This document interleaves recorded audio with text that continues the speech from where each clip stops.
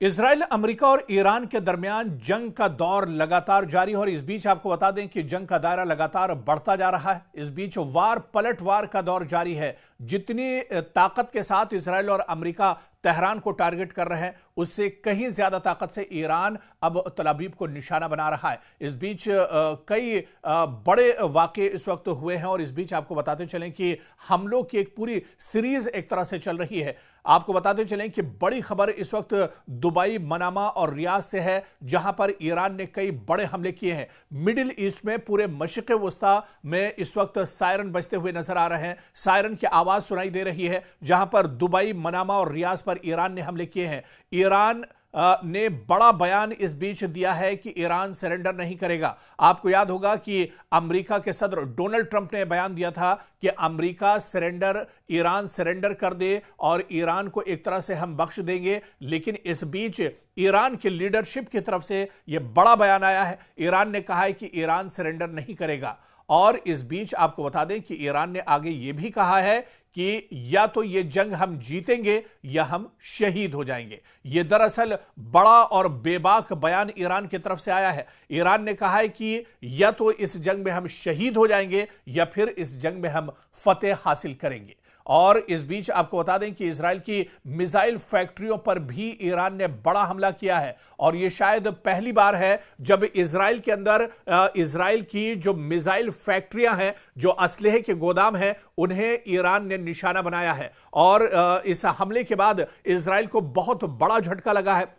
अभी तक के जो मोसाद या फिर आईडीएफ के जो हेडक्वार्टर थे, उन्हें लगातार निशाना बनाया जा रहा था। लेकिन इस बीच ईरान ने बड़ा दावा किया है कि उसने इजराइल की मिसाइल फैक्ट्रियों पर बड़ा हमला किया है, जिसमें इजराइल को काफी ज्यादा नुकसान उठाना पड़ा है।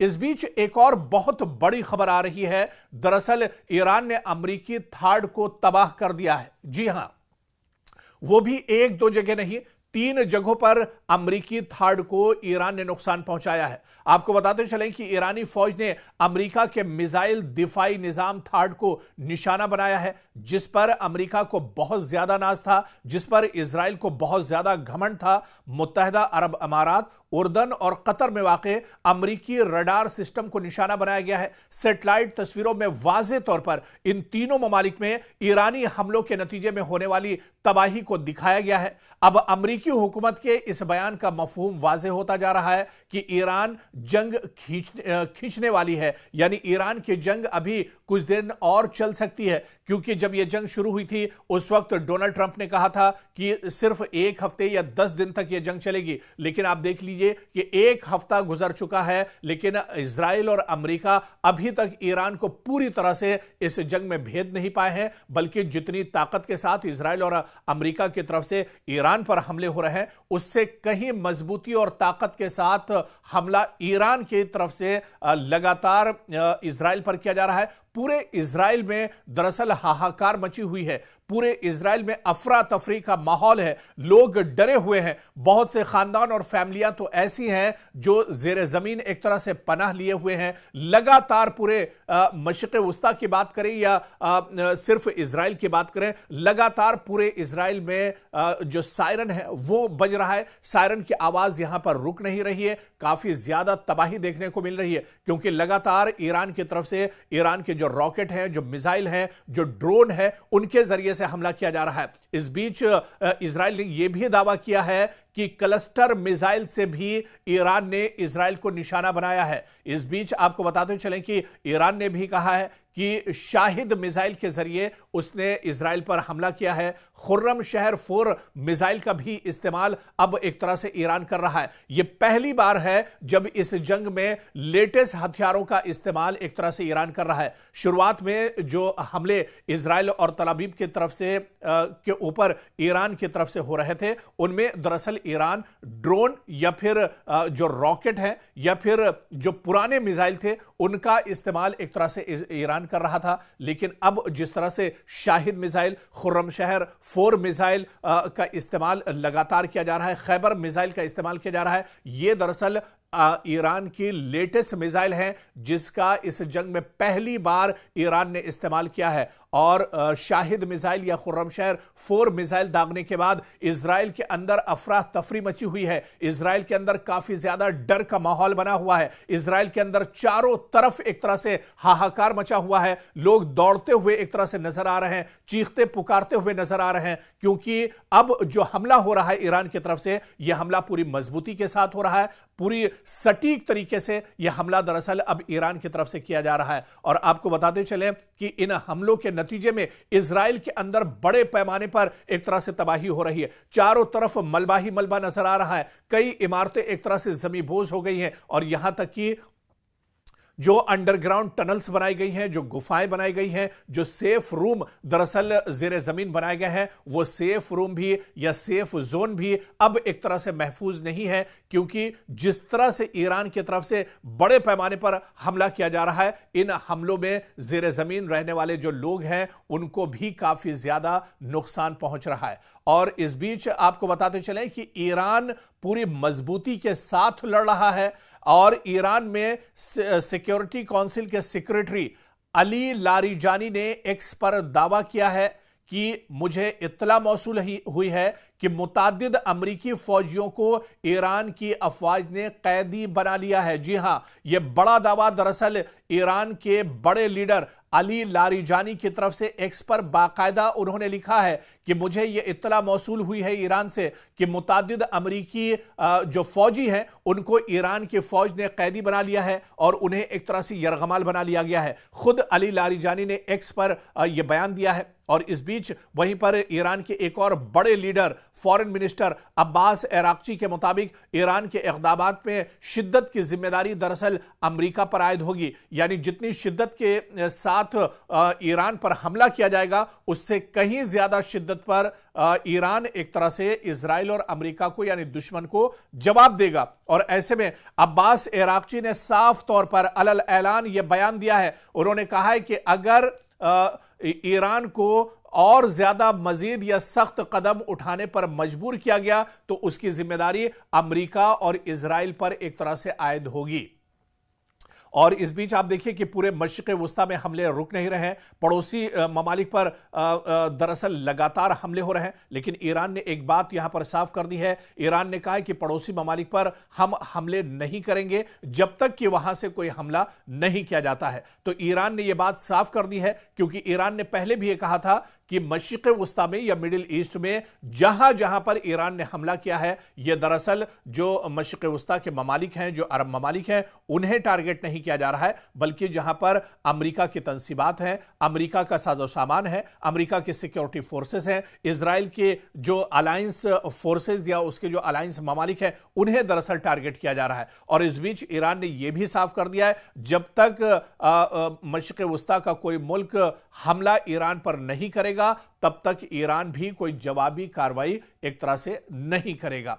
और इस बीच आपको बता दें कि डोवियर एयरफोर्स जो कि अमेरिका में आता है, यहां पर एयरबेस पर सदर डोनाल्ड ट्रंप ने ईरान के साथ कशीदगी में हलाक होने वाले अमेरिकी फौजियों की लाशों का इस्तकबाल किया है। तो अब अमेरिका एक तरह से अपने फौजियों की लाशें भी ढो रहा है। अब आप देखिए कि दुबई में जो अमेरिकी फौजी मारे गए थे, ईरान के हमले में जो अमेरिकी फौजी एक तरह से मार गिराए गए थे, अब उन अमेरिकी फौजियों की लाशें एक तरह से अमेरिका पहुंच चुकी हैं। डोनाल्ड ट्रंप ने बाकायदा एयरबेस पर पहुंचकर इन लाशों का इस्तकबाल किया है और यहां पर अमेरिकी सदर के अहलिया भी उनके साथ मौजूद थी। और अब आप देखिए कि अमेरिका को जानी नुकसान भी इस जंग में बड़े पैमाने पर एक तरह से हो रहा है। डोवियर एयरफोर्स बेस से मौसूल होने वाली तस्वीर में सदर डोनाल्ड ट्रंप को अमेरिकी परचम में लपटे ताबूतों को फौजी तैयारे से उतारते हुए फौजियों को सलाम पेश करते हुए देखा जा सकता है। तो अब अमेरिका अपने फौजियों की लाशें एक तरह से ढो रहा है। हालांकि इसकी उम्मीद अमेरिका को बिल्कुल नहीं थी और अमेरिका ये मानकर चल रहा था कि हम जैसे ही जंग शुरू करेंगे ईरान एक तरह से हथियार डाल देगा, लेकिन ईरान ने यह साफ कहा है कि वो शहीद हो जाएंगे लेकिन दुश्मन को पीठ दिखाकर या हथियार डालकर नहीं भागेंगे। और वहीं मशरिक़ वस्ता से एक और बड़ी खबर, दुबई में मकामी इंतजामिया के मीडिया ऑफिस ने ऐलान किया है कि दुबई के एक रिहायशी की मौत मिसाइल के टुकड़े लगने से हुई है। जी हां, दुबई में एक बार फिर ईरान ने अमरीकी तंसीबात को निशाना बनाया है और मजीद तफसीलात में बताया गया है कि ये इस शख्स की मौत दरअसल उस वक्त हुई जब दुबई के दिफाई निजाम ने दुबई की तरफ बढ़ने वाले एक मिसाइल को फजा में ही तबाह कर दिया। ताहम जमीन पर उसके टुकड़े एक गाड़ी पर गिरे, जिसकी वजह से इस गाड़ी में सवार ड्राइवर हलाक हो गया।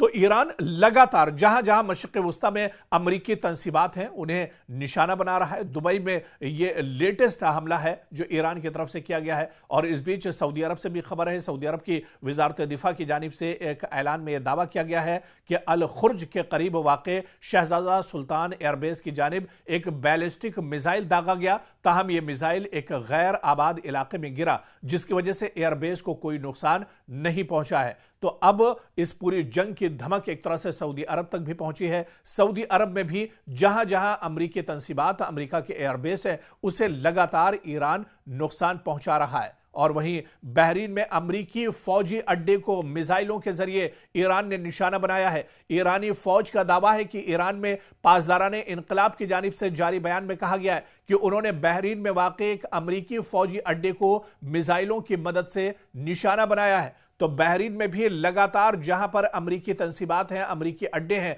अमरीकी एयरफोर्स या अमरीकी सिक्योरिटी फोर्सेस के जवान बहरीन में जहां जहां पर है, जहां पर अमरीकी अड्डे हैं, अमरीकी ठिकाना है, उन्हें बहरीन में भी ईरान लगातार निशाना बना रहा है। इस बीच पासदाराने इनकलाब के मुताबिक यह हमला उन गैर मुसद्दका इत्तलात के रद्द अमल में किया गया जिनमें कहा गया था कि अमेरिका ने अबनाए हुर्मुज में एक जजीरे पर वाक़े मीठे पानी के प्लांट को निशाना बनाया है।